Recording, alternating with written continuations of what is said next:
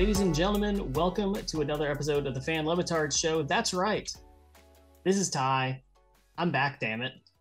Don't ask where I was. I was in the Sheets and Giggles dungeon, just plugging away. But since Black Friday is over now, I'm back. They let me go. As always, joined by my co-host, Nathan Menema. And today we have a very special guest, a video producer from Meadowlark Media, Mike Fuentes. Mike, welcome into the show. How you doing, man? You good? I'm good, man. Tired, really. Tired? Long What are you days. tired Yeah, from? long days, man. With Moss coming up, Catching fish. Yeah, catching fish, which is very early morning thing. Like, I mean, one, it sounded windy, so you're producing that, right? So I'm imagining like that's whether it goes off easy or not, it's stressful because you have to anticipate. It's not an ideal situation, right?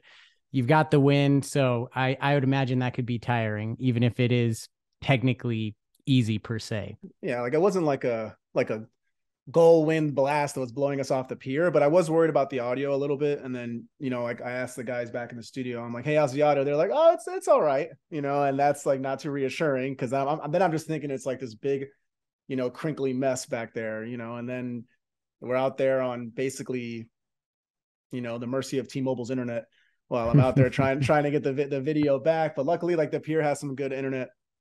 And I think like Billy said it after, like that's one of the more successful on-site video things we've done. So I was happy with that in the end.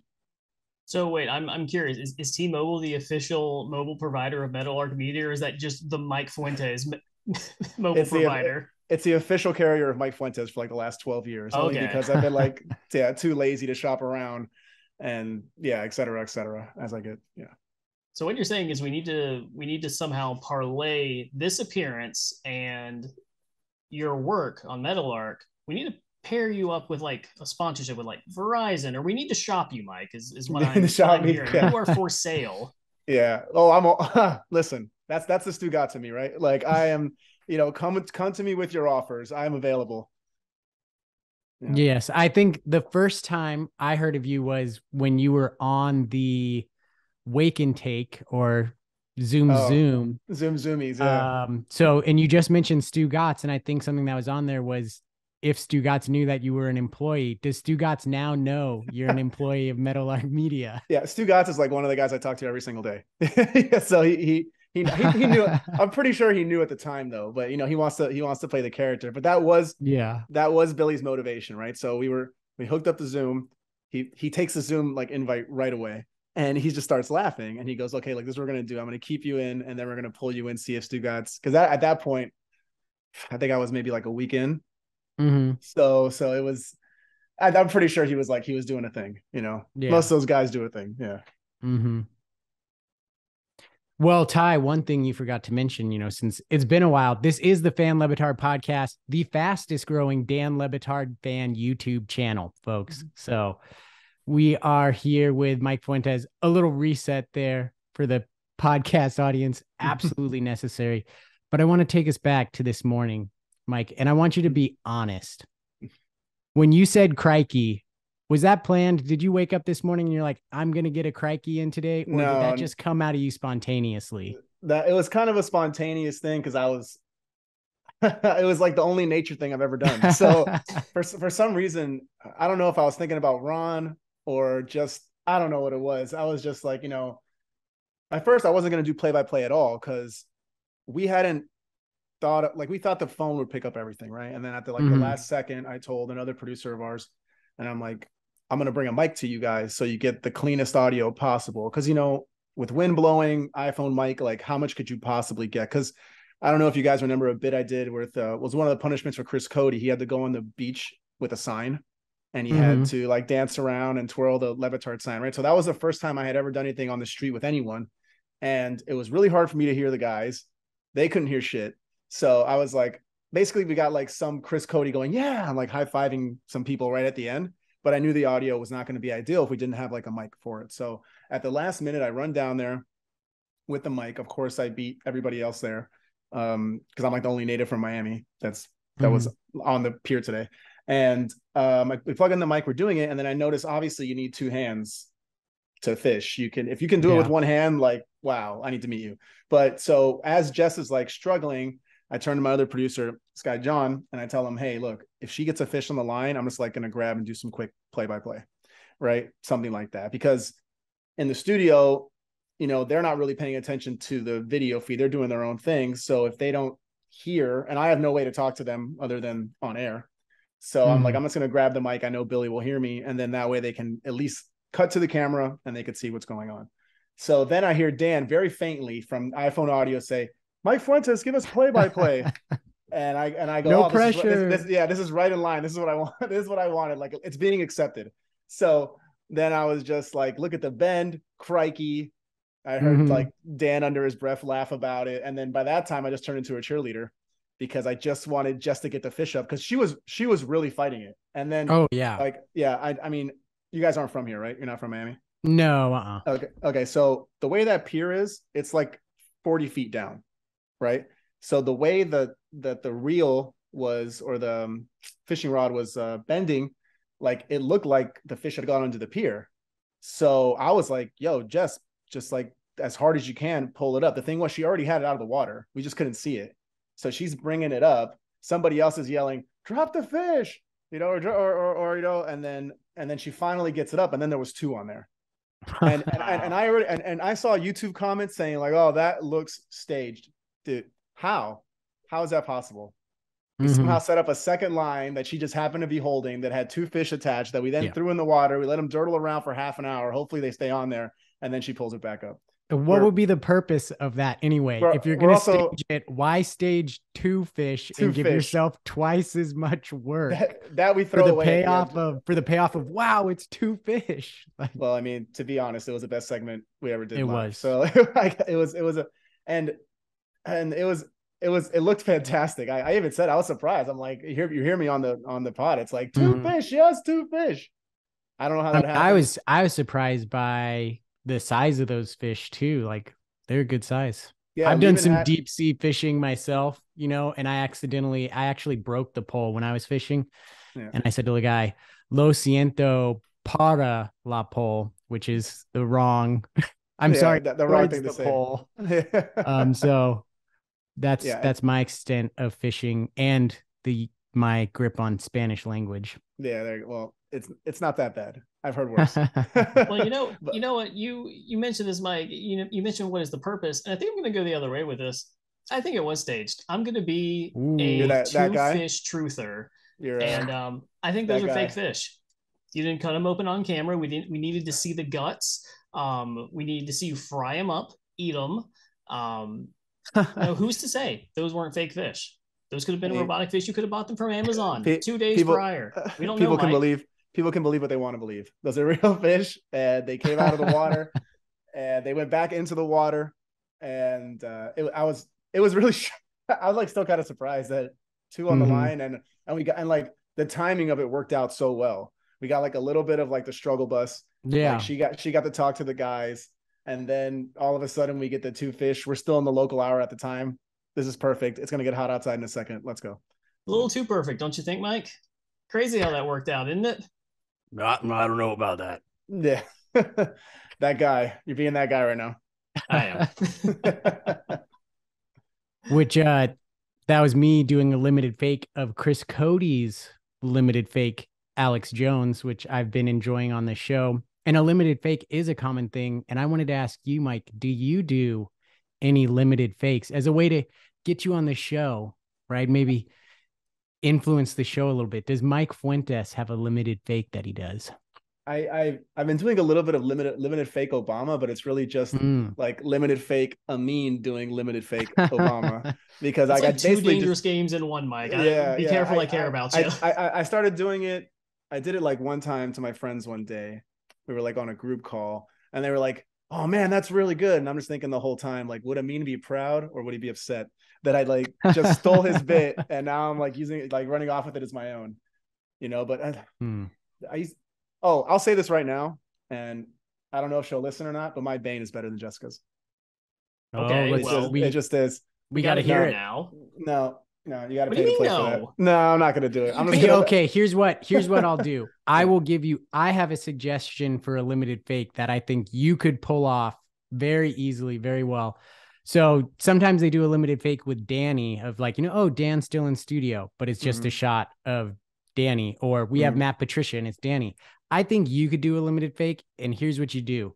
You are Mike Fuentes and you just dress like Mike McDaniel. You get the shades, you've got the beard, you've got similar look. I think you can do a hairdo like him. I gotta do some more push-ups though. I gotta do some more. This isn't like he's like jacked. He's like, he's like super jacked. And you get like the hoodie look, right? And you pop into studio like that on a Monday, you crack a couple jokes because people say he's a funny head coach, which honestly, like, sure, he's funny, but it's like, it's funny because no one expects a head coach to have just like to any humor at all, aka Mike Tomlin over here. I have to say, now that you brought up funny coaches, I love that ad with Andy Reid where he's drawing the mustaches on everybody. Like the way he throws the pen, he's like, I'll get to the bottom of this. For some reason, I think that commercial is hilarious. Like, I don't know if it's just because I just see like Andy Reid is like huge guy that everybody makes fun of because he's going to go eat cheeseburgers after the Super Bowl or whatnot. But that commercial, every time I see it, I laugh. I don't know why. It's just something about Andy Reid and him like being playful. And I guess that goes into what you're saying, how people don't find coaches funny. And I don't know. I love that commercial. When it comes to McVay has a commercial too, right? He's got Campbell's soup, doesn't he? He has Campbell's, and I think I like saw him selling Visa credit cards or something one day. But you're right. He does have the Campbell's, and I don't know, McVay. Can I pull off a McVay? I feel like I can pull off like a Kansas City Royals like middle reliever if I can name one. Because and that's actually a bit like I had an idea for. I was gonna be like going around town just asking people if they're baseball fans, and then be like, "Oh, really? Name me a Milwaukee Brewer," and they can't, because it's baseball. Look, but think about it. Get your McDaniel's outfit. McDaniel. I don't know. I've been pretty tired lately. You got to abbreviate things too, because that's what he does. I actually did some research for this, so you'd have to say thing like, "We got to get Tyreek some good ops." I'll give you all the deets. He likes to abbreviate things. It's funny that you looked at me and you landed on McVay. Not McVay, McDaniel. Oh, McDaniel. No, I can't do McDaniel. I'm thinking McVay the whole time. Yeah, but see, you've got the slight beard. I think you just do the comb over. And here's the thing, Mike. It's easy because he always wears the sunglasses. You could do the sunglasses look on the sideline. It's about you got to get the similar sunglasses to him, right? Because glasses are very much a part of his look. So you got the beard, you throw in the glasses, you throw in the hoodie, boom. McDaniel makes more sense. I'm here thinking McVay the whole time like an idiot, but McDaniel. I do like his sarcasm, and like I love the interview that he did with Stugatz and Dan and Mike Ryan. That was a great interview. He does have the sarcasm down. Could I pull off McDaniel? You know what? Get back to me. We'll do this again in like a month, and I'll hit you with a couple of McDanielisms, and we'll go from there. Yeah, we'll go from there. All right, Mike. While we ponder that, you know what? No, I'll do the Bane for you. That's it. Thank you. Okay, thank you for not making me press you further, because you can't come in here. You can't be the best looking person on this podcast. You can't come here flexing on us, literally, for the YouTube audience. This man. Well, because I thought it was McVay, so I was like, he's jacked. Like McDaniel's not jacked at all. Okay, that makes total sense. Okay. Drop the bona fides that you do a better Bane, and then not do it. So, all right, we're gonna clear the floor. All right, Mike Fuentes doing his limited fake Bane, which he claims is better than Smetty's. Yeah. No, brother. One of us must stay in the wreckage. That's one of them. And then that's pretty good. Pretty good. And then you merely adopted the dark. I was born in it, molded by it. All right. It's pretty good. Yeah. Oh no, that's tough. That is tough. I haven't dropped it on her yet. Maybe when I see her tomorrow, I'll be like, "Hey, we need to Bane off." Should I call her right now and we can get her on the line right now? If you could somehow get her to pick up, we'll do it. All right, hold on. So you are a video producer. You work with the show. Who are some of the people you work with the most on the show? Are there people on the show that you work with more than others? When I first started, I did a lot of like back end stuff, like basically, all those like YouTube breakout videos that you see, like the interviews and stuff, like that everybody hates, like, or they used to hate. Like I do most of those. I'm really proud that we grew the TikTok like 25,000 people and just like the short time I've been there, which is like, which isn't really a lot for a TikTok, but it's, it's better than the presence we had. I mean, most of the times I'm just really working with the producers. Like if Billy has a bid he wants to do, like when we were doing those Caribbean. So I mean, Billy's been bringing you up on the show a lot. Like I've been taking some notes because we've been having a back and forth for a while here. I know. What's it like working with him on the Amazing Race segment that never was? You know, every chance he gets, he like blames me for that. And if you go into like our back end and you see all the graphics I have ready, like it was that's a lot of work. Ready. Yeah, well, it's not only that, it's that, you know, because it's true. It's just we get so, you know, there's so much show going on, you know, and you know, we get bogged down, we don't have time. And then the segment, like he was always worried about the length from the beginning. Like this segment's gonna be huge. And then every week it's like an extra 20 seconds. You know what I mean? Like, because it's another thing. So at this point, I think it should just become one episode. Yeah, just make it one full episode and do. You know what? Then that's too much. It's too much.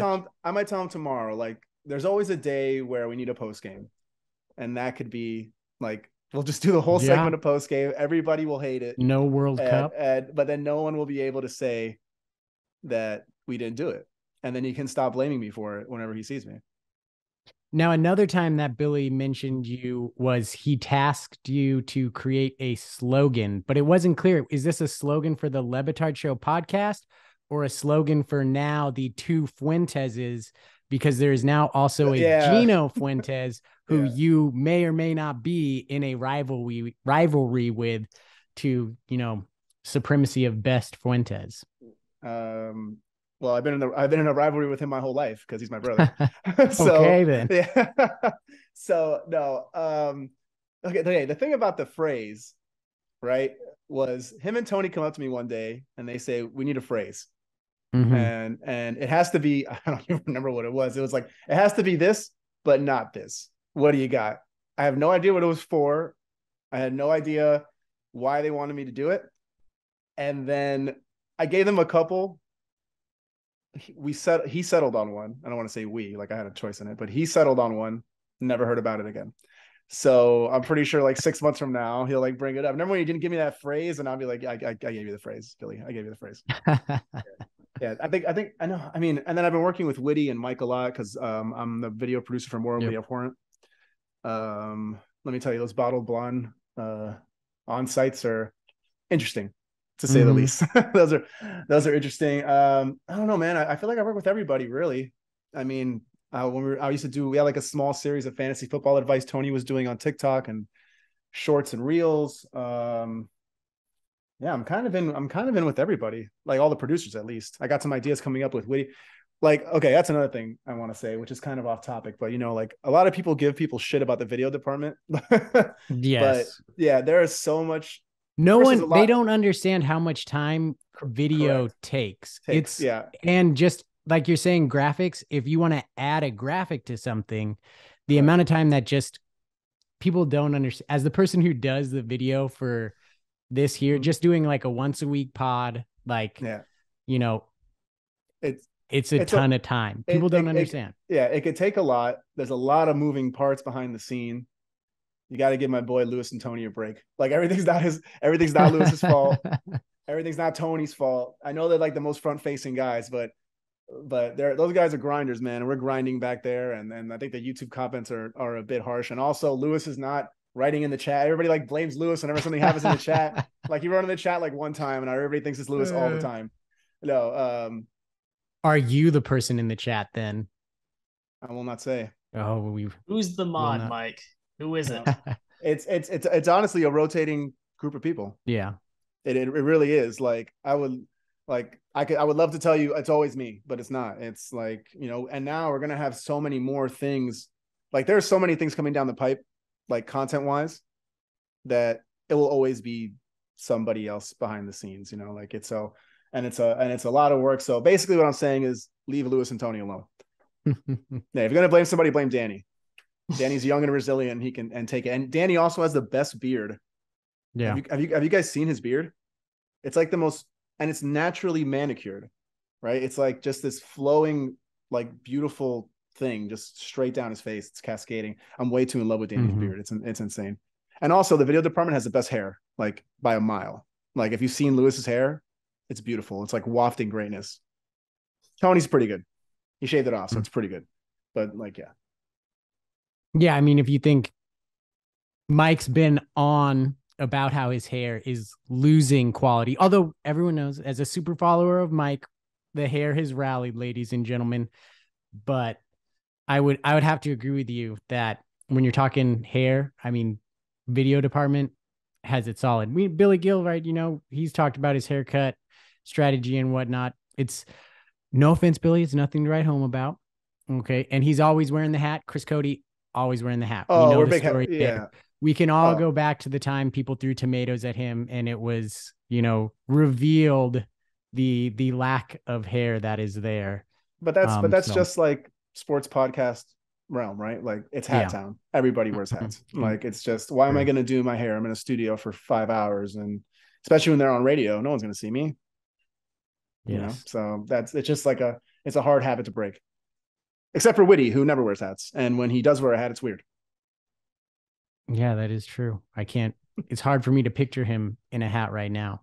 I think so. I've been working there since May, 7 months now. I think I've seen him with the hat like twice. And there's more like a bowler hat, right? Like an old school hat. No, he was wearing like normal dad hat. I have seen him whip out the fedora, but not for me. I'm sure the next time there's some kind of 24-hour live stream event or something like that, he'll bring that was a movie, The Legend of Bagger Vance hat. He'll bring it up. So, Mike, I want to ask you about something that I was cluing in Nathan on when we were prepping for this. I read an article recently saying that you guys are preparing for a studio move in the future, finally leaving the Clevelander, getting a bigger dedicated space. Can you give us any scoop on that? Where is the space going to be? How are you going to have people walk to the ocean? Is it still going to be on the beach? Give us the behind the scenes scoop. Or away from the beach because of the rising tides. Yeah. I won't tell you too much because honestly, I don't know that much. Let's just say walking into the beach will not be in play, but there will be multiple things that can be walked to where it's going to be. I have the general location. I don't know if I can give that out. I will tell you it's not on the beach. It will not be on the beach anymore. So while walking to the beach will not be available, there will be other places that will be available to be walked to. And I'm sure once we pick that bit up again, people will be walking to, and that's another thing. All right. The grid of death punishments are coming. They've been chosen and planned. Today was one. Okay. Today was one. So they're slowly rolling out. Some are much easier than others. I think this one was actually one of the harder ones we had to pull off, considering like all the video element and like actually catching the fish, you know? So I think those will be rolling out. Yeah. They were there. Listen, you know what? That's it. No, that's it. They're there. They were there. There was 2 fish that were on the line. They came out of the water. Okay. And we threw them back. Who would buy a fish and then throw it back? And I'm asking who put them in the water, Mike. Who put them there? I don't know about that. The squid monster in the sky. That's a put the fish there. Yeah. Well, speaking of the grid of death, actually, this has been something that we have teased. Is the show intentionally sabotaging a long-running segment on the show? And that segment is the grid of death. That is my question. You say the deaths are coming. I can explain the reasoning for it, but we're going to grill you here, Mike.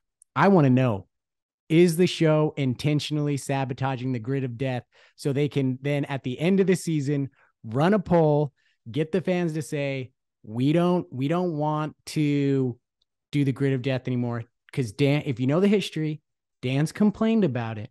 He said, we don't want to do this, but we know the fans want it. And I'm of the fan, we're like, I could take it or leave it. If they want to stop and find something new, go ahead. But I feel like, because look, there's some inconsistencies here.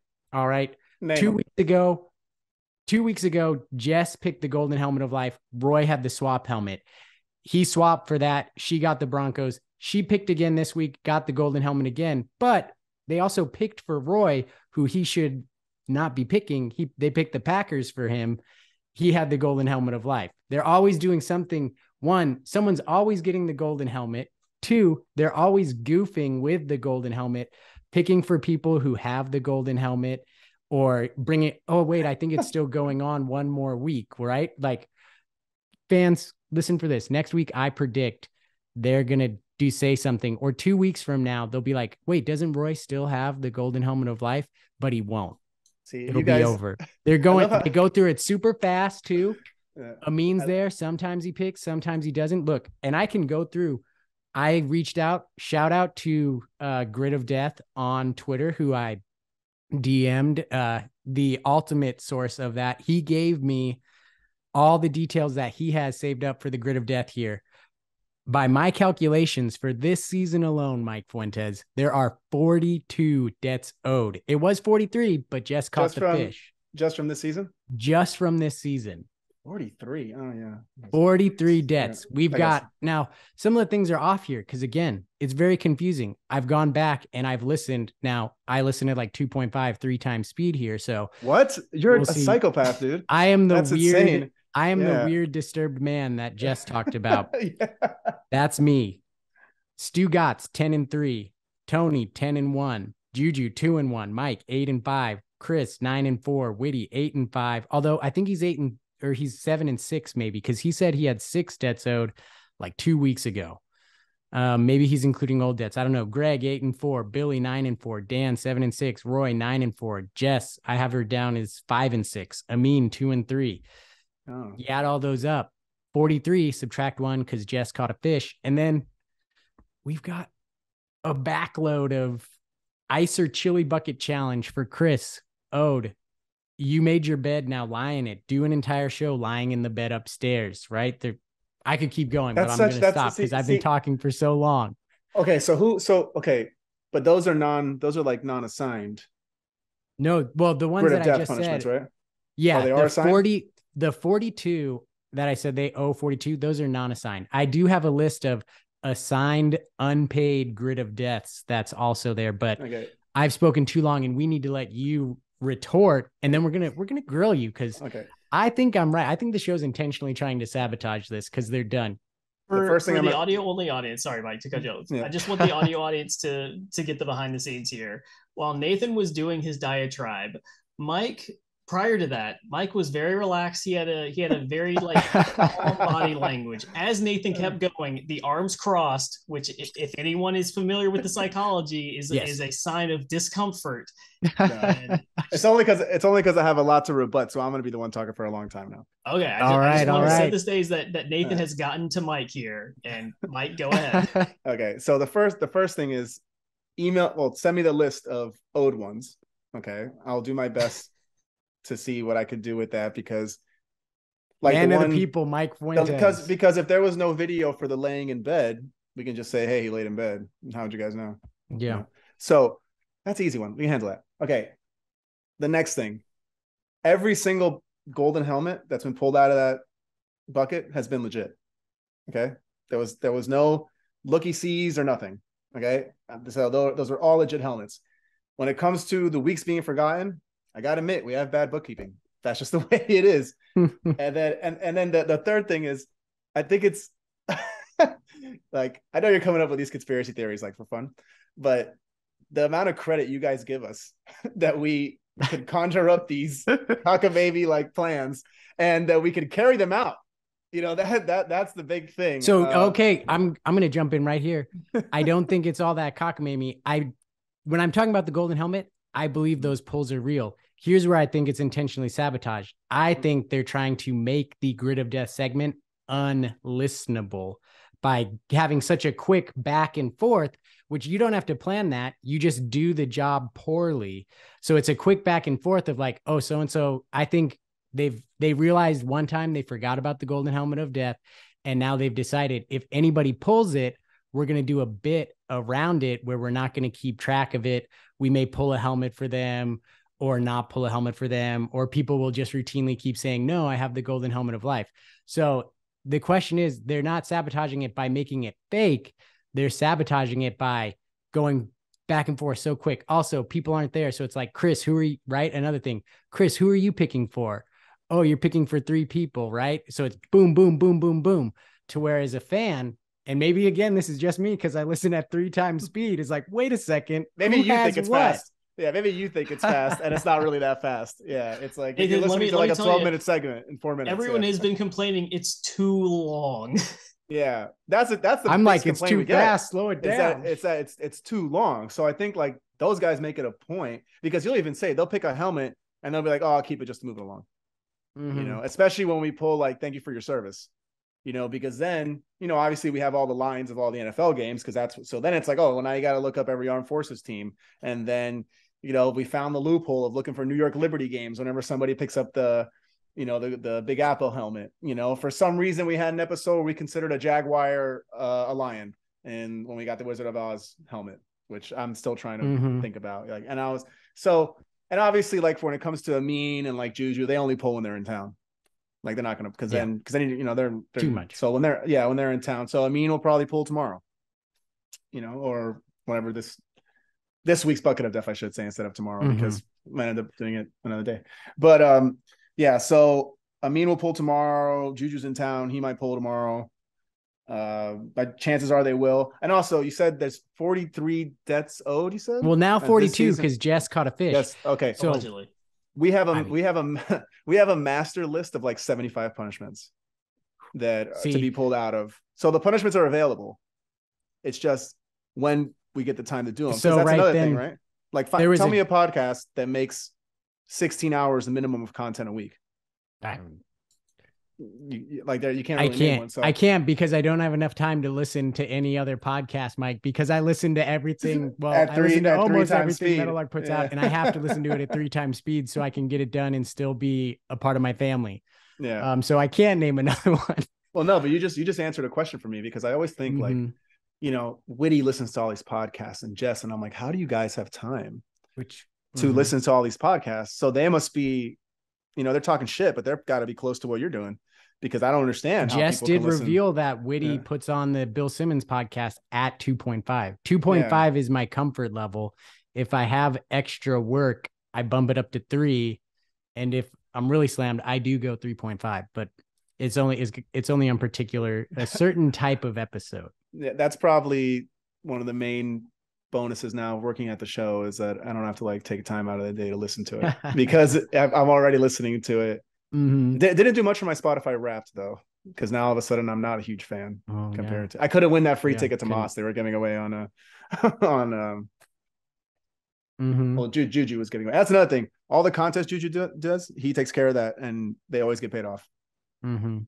So, I mean, I have more evidence about this grid of death. There was a draft. Why do we not know about this draft, Mike Fuentes? Why was this not an episode? 2, so people are paying debts, but we don't know if they're paying debts. What was up with the buy? That was a debt, but it was right. Why is that not paid correctly? Why is Dan showing up dressed like Johnny Depp when we all know, Dan, that's supposed to happen in December? I'm a fan. I'm listening. Of course, I'm listening to these really fast speeds, but I'm like, wait a second. Did Dan just pay off the December thing? That was supposed to be in December. I don't know. I mean, then Billy Gill goes, like, be the commish, Billy, like step up. Billy has ultimate power. I will say the draft. Okay. So the draft was going to be a look at me, Louis here. Bona fides it. The draft was actually my idea. Excellent idea, by the way. Yeah. My original idea was to do it like on Instagram Live or YouTube Live, but sometimes it's tough to fit stuff in. The thing is, we're going to have to eventually have another draft, because there's going to be, you know, punishments leading up to that. So we probably got to work out how they're going to do the bucket during like holiday season. And then we'll probably have another draft, and I'll set that up so it's somehow televised. YouTube stream it, or we'll get it on TikTok stream or some kind of streaming thing. And it will be a little bit more organized, because they did it really fast. It was like super efficient. When it comes to the buy punishment, there was some controversy. I don't know what he says it. Controversy. There you go. Controversy about it. I thought Chris Cody's what's this guy's name? Harry Carey. Harry Carey was hilarious. Shout out to my sunglasses that he broke to use during those. Yeah, but it was great. I mean, I thought, and I think they did it really well. Yeah. The funniest thing was like Jess struggling to somehow still touch her phone, because, you know, Squid Monster in the Sky forbid that, you know, she goes the full 45 minutes without touching it. So shots fired, Jess. Yeah, he's taking down your Bane. He's taking down your phone habits. Look out. Yeah. No, man. Jess is my ally, dude. I mean, I was there with her fish. that she caught that was totally part of nature and was caught totally by her and no one else. And Mike, your defense of this fish is getting a little sloppy. Well, I didn't think I'd be questioned about it, so now I'm like struggling to come up with a defense on the fly. Yeah, I didn't go to law school. Expected to be pushed and prodded. You were expected to have to reveal the truth. Because Mike, why would anyone think? If I enhance this footage, will I see a sticker on the bottom of one of those fish? Made in China? Good luck enhancing that Zoom call. That's another conspiracy. Yeah, she asked me after. She's like, "Can you give me a screen grab?" I'm like, "I guess." But I'm with you on this, Mike. The fish was real. We always end up coming back to the fish. We started with the fish. Now we're back on the fish. It's time to let the fish rest. Yeah. She let him go. Because let me tell you, the fish have long forgotten about it, folks. So it's time we do too and move on. But remember that it was a great live segment that it was 100% real. 100%. Just like ducks are free. As real as ducks are free. There you go. Mike, can you answer me a question real quick? Going completely off topic. What the hell happened with Morocco? How did that happen? Oh, I don't, man. Crazy World Cup, yeah. Yeah. I don't know. Like I knew Morocco, so I used to work at beIN Sports, which was a heavy soccer channel, and there was a lot of Spaniards working there. So they had been texting me before because we're all like in soccer pools together and whatnot.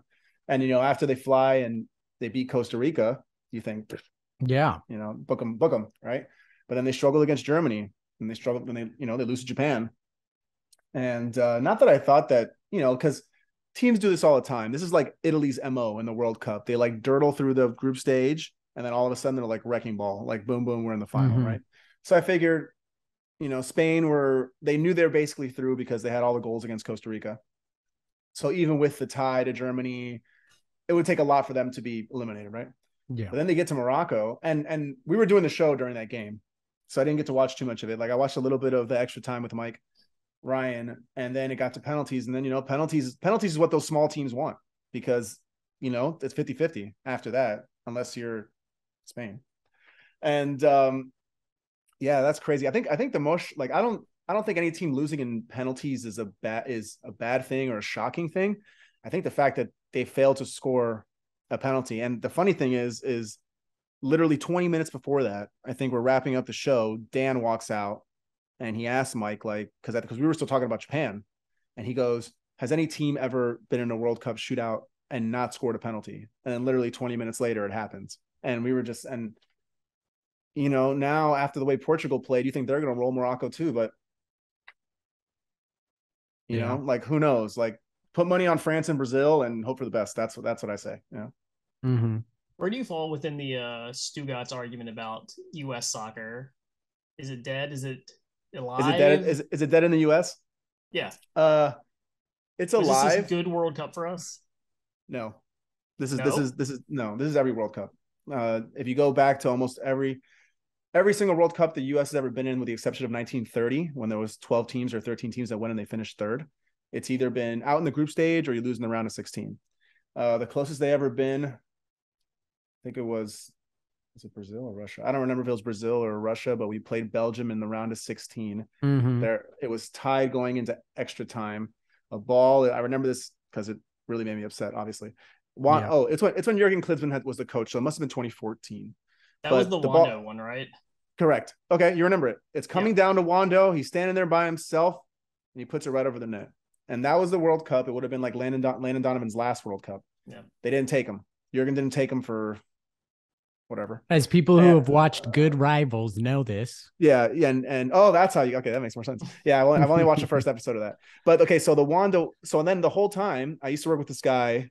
His name was Rafa Insane. This guy was a Colombian guy, literal and soccer encyclopedia. He'd tell you everything you want to know, when it happened, how it happened, who was there, like what the concession stands were serving, what flavor popcorn, if the soda was flat. He'll tell you everything, right?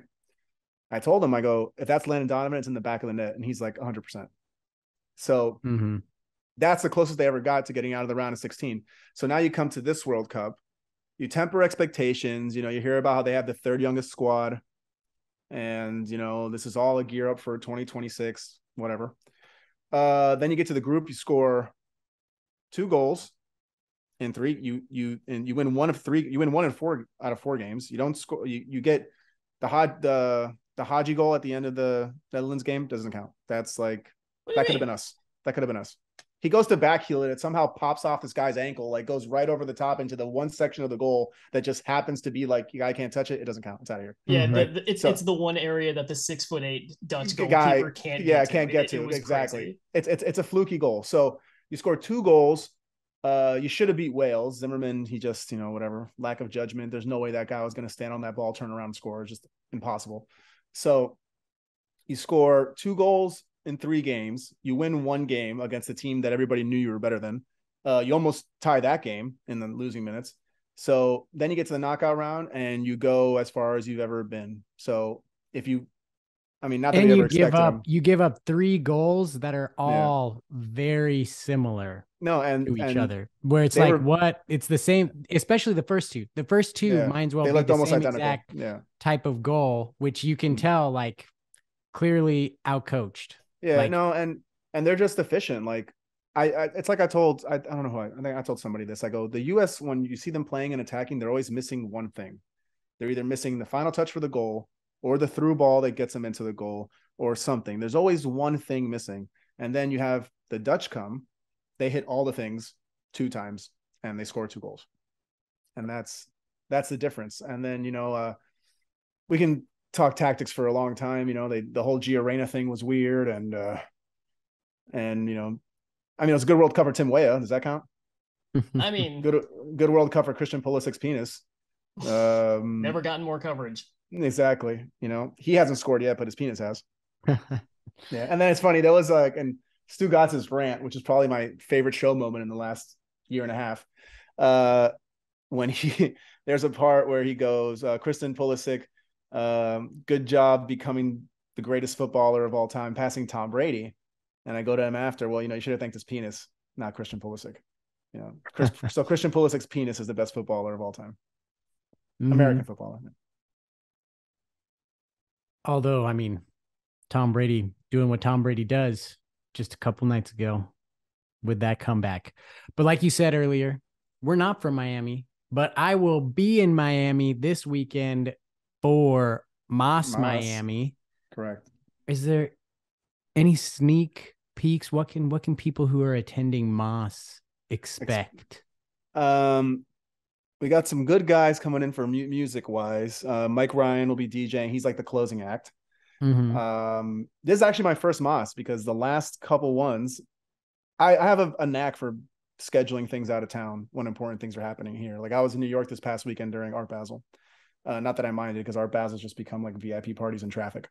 So, but I have a knack for that. So I missed the mini Moss at Blackbird. I think I was out of town. And then the other one, I don't know. But this is actually gonna be my first one. I was excited for Tony's Papa Shot until he got injured because like his foot's really bad. Like, I saw the video. It's really, really bad. Like I've seen injuries like that before, but I've never seen like purple toes. So, so it was, luckily Papa Shot's just like flip of the wrist, right? So that's going on. I know Chris Cody's doing something special. We'll have Greg's Dead Toenail. The domino tournament. If you're good at domino, say sign up for that. And no, man, I think it's just going to be a good time, and the weather's going to be nice. It's going to be like in the low 70s. So you won't be in the dying, sweating humidity of South Florida that I hate so very much. I complain about almost every day, luckily it's not on show, but, and no, man, it's going to be a hit. It's at Wynwood Marketplace. Wynwood's like this really happening area that's totally becoming a tourist trap, but whatever. It's like right there in the heart of Miami. So you'll get like some of that graffiti street type culture. And then, we'll have the art auction going on inside. It's going to be run by Roy.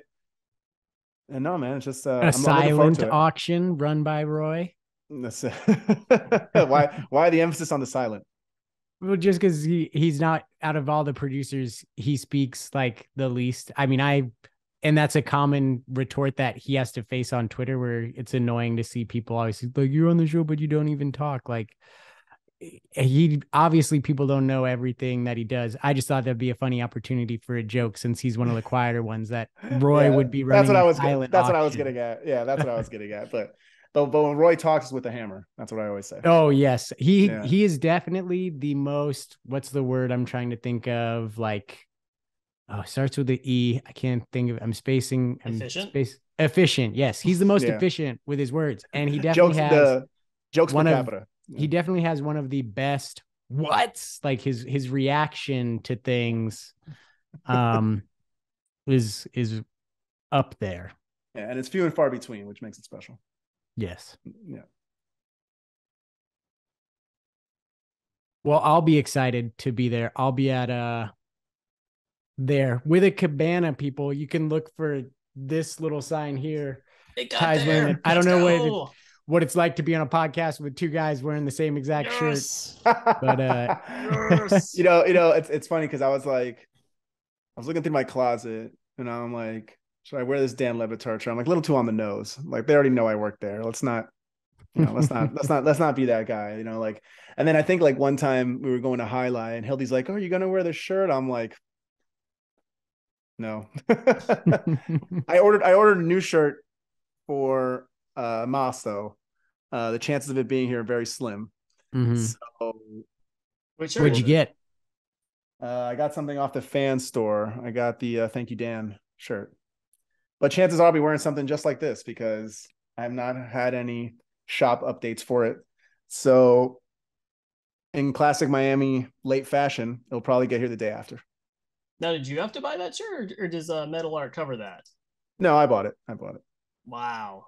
Yeah. I mean, Hildy's always offering me stuff, but I don't want to, What's the best thing you've gotten offered?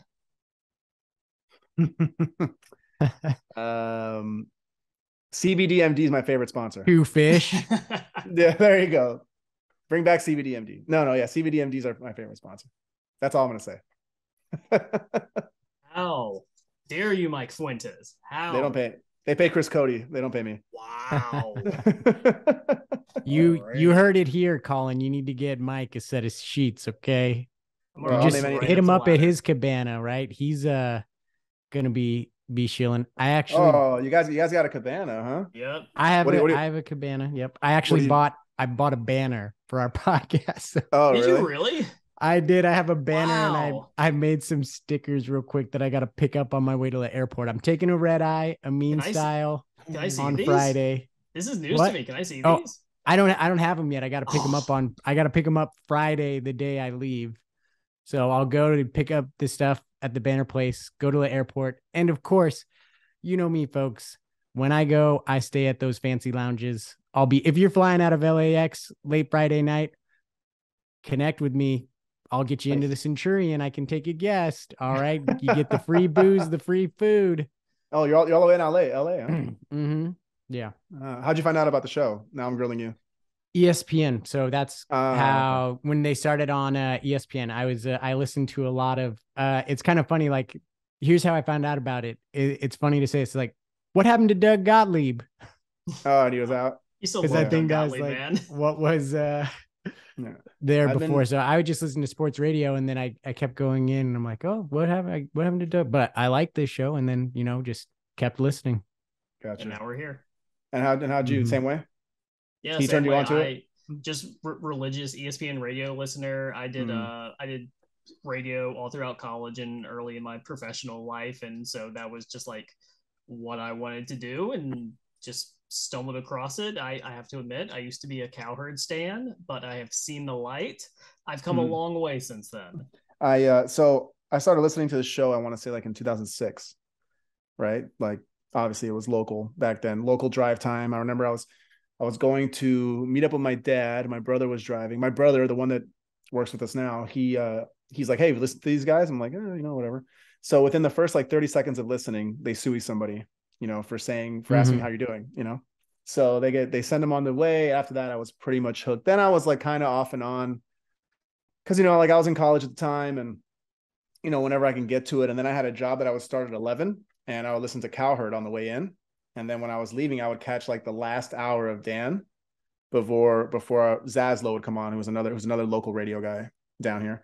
And then when they flipped to ESPN, now it was perfect because I was leaving to work at 10 and I would get like the first 2 hours. And then I would like usually clock in, go back to the car for like an hour, chill, because I really didn't have to work at that. And then then that started listening there. And then it's just been, ever since. And then, just meeting the guys here and there. And here we are. Long time listener. Who would have thought? Got to live the dream. Well, at the time, well, I fell into TV. At the time I started listening, I was working at movie theaters. I was a manager.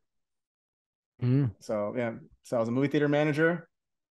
Started working in TV because my brother was working at a channel and at Gold TV at the time, which is a soccer channel, another soccer channel. And then it would like, according to him, it like matched with my degree. I studied advertising. I don't know how like that translates to, international television, but I guess it's like communications. And then, lo and behold, 13 years later, hooked up with these guys, and it's been fun ever since. Mike, as the former manager of a movie theater, if two people walked in carrying a ladder, would you bat an eye at that, or would they get through? Only because recently at TikTok, I've seen a guy with a ladder trying to get in places, so I would definitely stop him. But like back in your day, if someone did that, would you have questioned it? Like before this was a known tactic? Probably. Yeah. Because we had like, so the theaters I worked at, we were contracted with like very specific maintenance guys. It was like 3 guys. That's it. So if all of a sudden a random dude's coming, I'm like, yo, you're not that guy. Like, what are you doing? But then again, I worked, it was part of a mall. So he could have just claimed, oh, I'm with, who the fuck knows, retail store. Oh, okay, well, go in, I get $8.15 an hour. Like, go ahead. Like, I was getting paid $8.15 an hour wearing a full-blown suit. 19 years old. Yeah. Ouch. Stupidest thing ever. In the blazing Miami humid heat, serving people popcorn. Don't ever eat popcorn in a movie theater, by the way. Wait, why? Hold up. Unless you see it coming out, because it sticks around. And if it's, especially in the morning, like if you're like a 10 a.m. movie person, don't do the popcorn because it could be from the night before. Like, I guess I could say it now, but so during the summer, totally off topic, but whatever, I'll give it to you. When I worked at the movie theater in, I want to say 2005, I was they used to have like these free movies for kids, like at 10 a.m. And it was like very old movies from like the 90s and 80s, but they were free. So of course, summer camps would bust in like every kid available to watch these free movies, right? And you get the movie theater experience, right? So the kids would come in, we'd give them free popcorn. Almost all that popcorn from the night before. Oh my God, Mike, you monster. They put it in plastic bags. We'd put it in the heater an hour and a half before they showed up. It would get nice and warm. We'd mix in some new stuff, and there you go. Because like these kids, I mean, to be honest, like 80% of it ended up on the floor. So yeah, maybe I shouldn't be telling people how I poisoned like the youth of America. Like, I have a direct and pointed question for you. Why do you hate children? Why do you hate America's future? I love children. Doesn't sound like it, I'll be honest.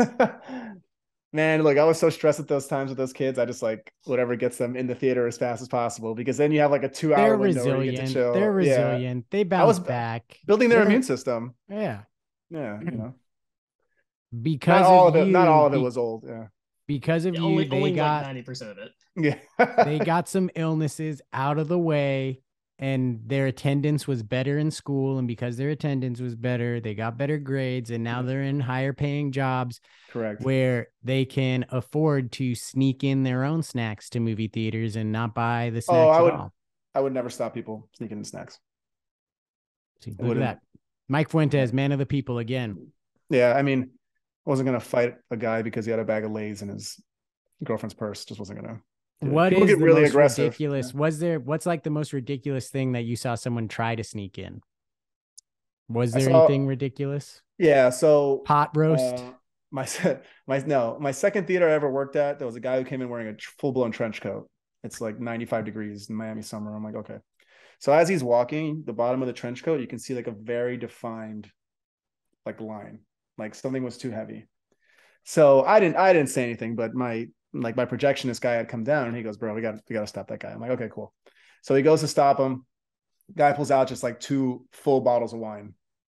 straight from his. Yeah. And at first I was like, yo, I respect it. And then I was like, you gotta take it back to your car. Like I didn't really give him shit about it after that. But like that's only what I saw. Like I don't know what else he had.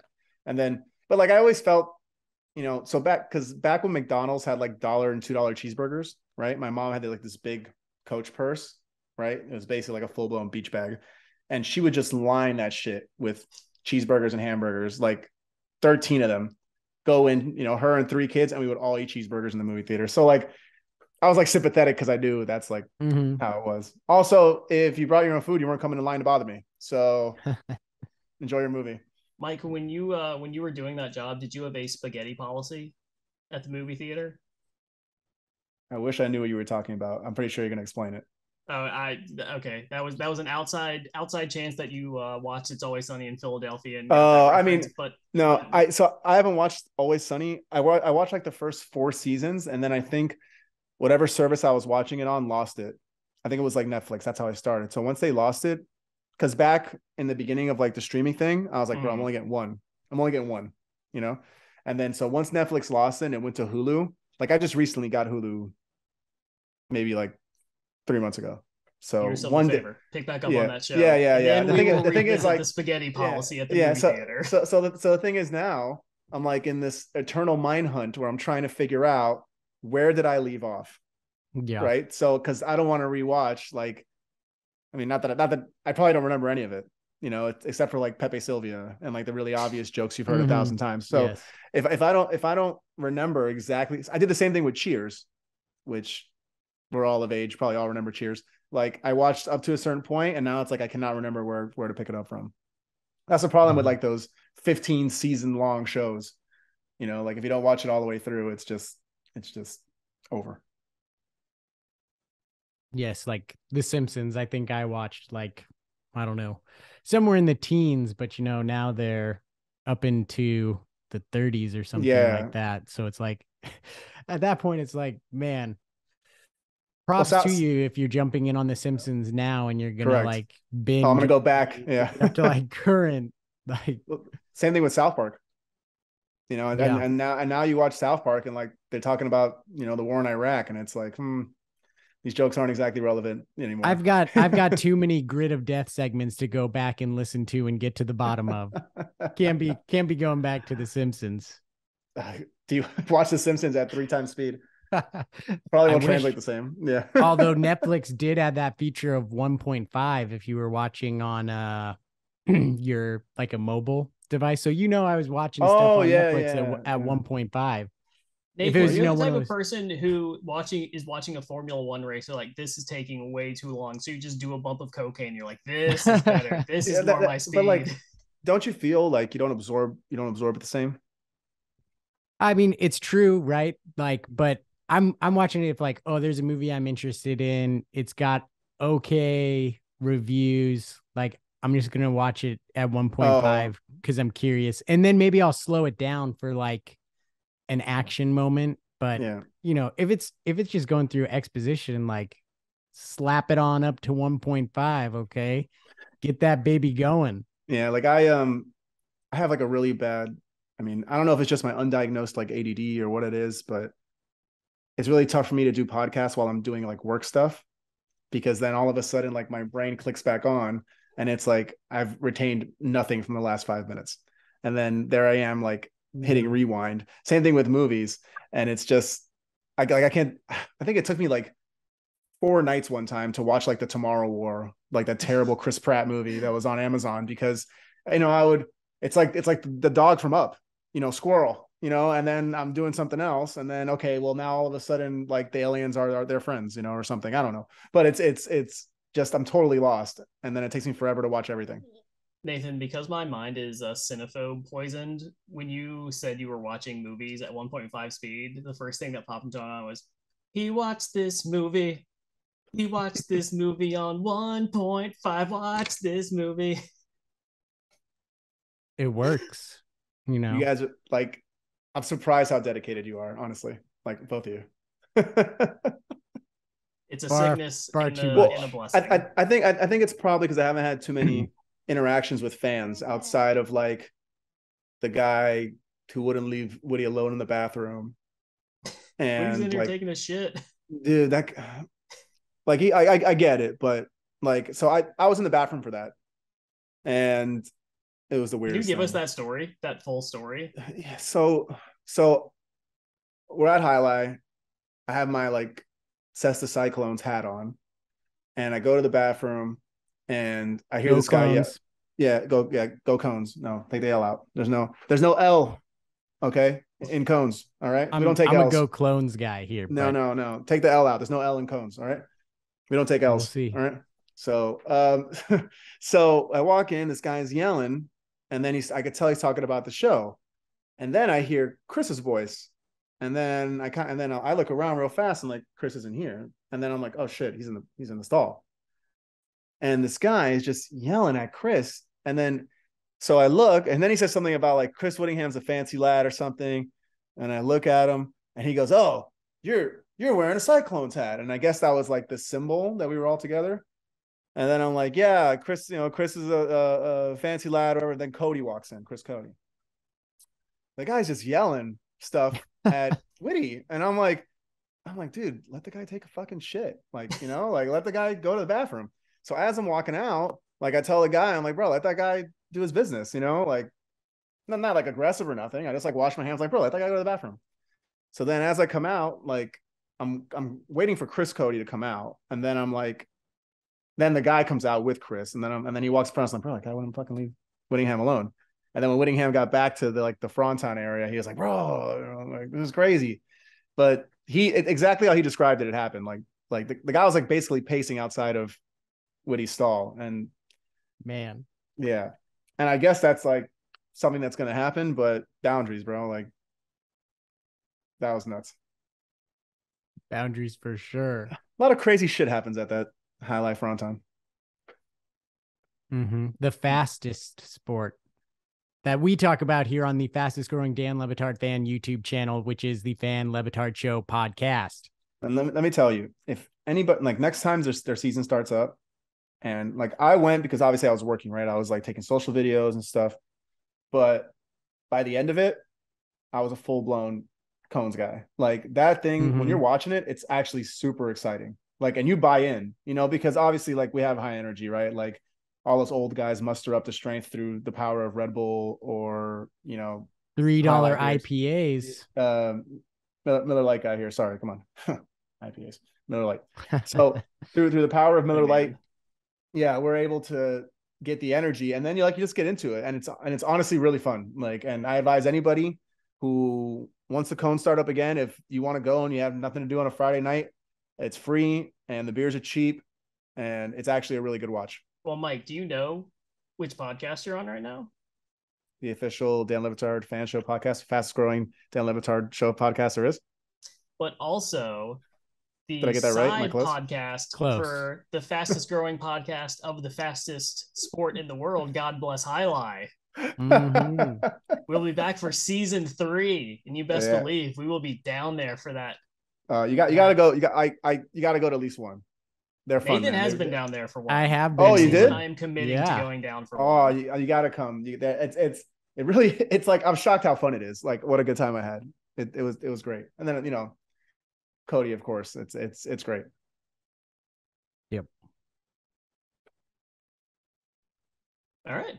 Well, I think that probably covers it. Mike, is there anything that we didn't ask you that you think we should ask? Anything to confess? No, yeah, I mean, I defended Lewis with all my soul. I let you into my popcorn secret. I'm trying to think. I did my Bane. I'm not going to do my Obama. I think that's it. Unless you guys have any other questions about show bits, leave the golden helmet alone. The golden helmet is legit. All right. The golden helmet is legit. The grid of death is like my favorite thing in the world. So I will not let anybody talk bad about it. Hopefully we can bring back Walking to the Ocean. Get those debts paid. Yeah. I mean, they're starting to do them, they just got to find. Send me that list and I will do what is in my power, which is almost nothing. I'm doing a little bit of Stugatz here with this hand thing, but and I will do what is in my very little power to make sure some of them get done. Questions? Okay, do you as more diehard fans than most.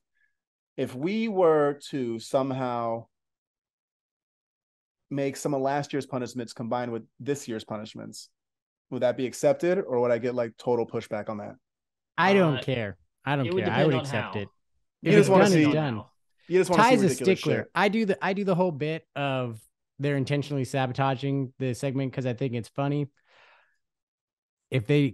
As long as I'm entertained, I'm entertained. I don't care. And I'm still obviously entertained every day. So I would, however they want to do them. If, let's see if I look down on this here.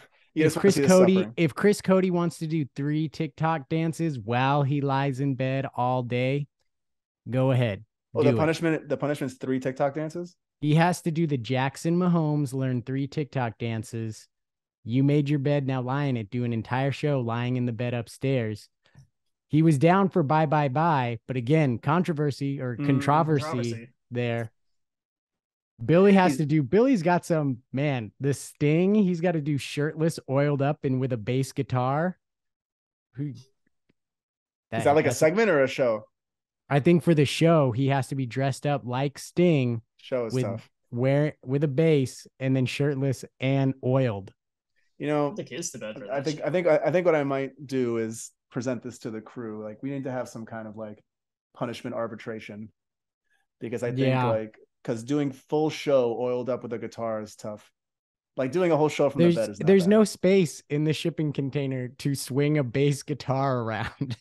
But there is. Why do you have to swing the bass guitar? But if you're wearing it and you move just a little bit, the guitar is gonna unless he does the whole show from the couch in the green room. Well, like I said, you send me that list and I will do what is in my very small amount of power to make sure that some of those things get done. But I do know that a lot of them are coming. And I mean, honestly, I think I had this conversation with Whitty, and I know fans probably don't like it, but I think the best time to do the punishment is actually after the season, because then you have, because then it spreads it out and it keeps, things relevant, and you're not worried about, because once they start stacking up, it's easy to like fall behind, Till those summer months, what are you going to do? Talk about baseball? Thank you. That's one of the things I hate the most about the World Cup being in the winter, is that I had to suffer through a full baseball season in the Miami Heat, watching nothing. Yeah, I mean, it's bad enough I got to do it next year. Like this year should have been a thing, because now it's like I wasn't even excited for this World Cup when it first started. Honestly, it was like so much bait. Like once it got going, obviously, and like crazy shit started happening. But at the time, I was like, man, I got like 5 fantasy teams and daily fantasy lineup, and I don't want to be filling this shit out, And then like it just wasn't there. And then of course, Black Friday rolls around, and I'm watching soccer before, and then right after that ends, it's 1 p.m. Lions, and I think who they played. Yeah, I remember the Bills. I actually forgot there were football games on, and I was watching the World Cup, and I was like, oh wait, there's like it rolled perfectly. I totally forgot that there were games on. Yeah, it flipped on to the Lions game. That was the one. It was beautiful. It was like rolled right in, like literally ended like at like 12:58. Boom, we're there. It was great. But Mike Fuentes. I'm sorry, go ahead. No. I was gonna say, send me the list. Do it. Okay. Yeah. Thank you for joining us. The list is again courtesy of @GridOfDeath, the official Twitter. People should give him a follow. Big shout out for him for helping me out getting all that info to me. Mike Fuentes, thank you for joining us. You've been a good sport.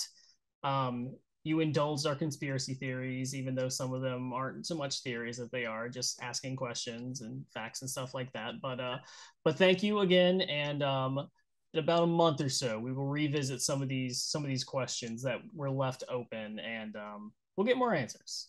As long as it's not about the fish. Or in just a few days, I will corner him live from Moss, Miami. Oh, that's right. That's right. Hopefully, tune to our Instagram. Well, I promise the bathroom will be a safe space. Promise. Well, that I think you guys will be like 2 guys that will know who I am. Like, because my like my brother's like, you just wear a shirt that says like Mike Fuentes on it, because everybody like hears my name, but nobody's seen my face. So I guess isn't a bad thing, because it keeps away like stalker bathroom guy. Yeah, exactly. And stuff like that. Yeah. So, but yeah, thanks for having me on, guys. It was fun. Appreciate it, Mike.